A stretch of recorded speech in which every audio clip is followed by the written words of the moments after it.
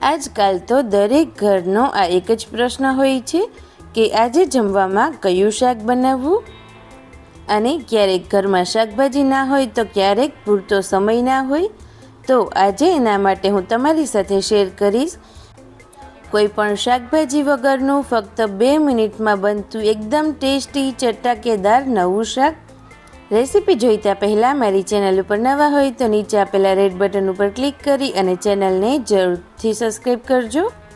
ઝટપટ બનતું શાક બનાવવા માટે આ રીતે એક પેન લઈ અને તેમાં 1 ચમચી જેટલું તેલ ગરમ થવા માટે મૂકીશું।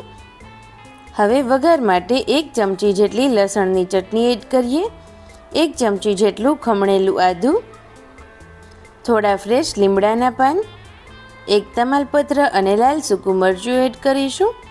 આ શાકમાં જેટલો સારો વઘાર કરશો ને એટલું જ સારું આ શાક બનશે।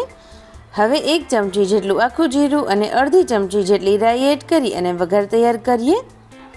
હવે તેમાં 2 નંગ નાના કટ કરેલા મરચાં એડ કરીશું, જે એડ કરવા ઓપ્શનલ છે।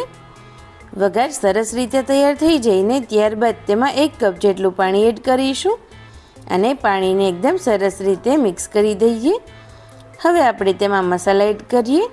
તેના માટે એડ કરીશું અડધી ચમચી જેટલું નમક, 1 ચમચી જેટલું લાલ મરચું પાવડર, અડધી ચમચી હળદર, 1 ચમચી ધાણા જીરું પાવડર, 1 ચમચી ખાંડ ઉમેરી અને બધું સરસ રીતે મિક્સ કરી દઈએ। હવે આપણે તેને 2 મિનિટ માટે થવા દઈશું।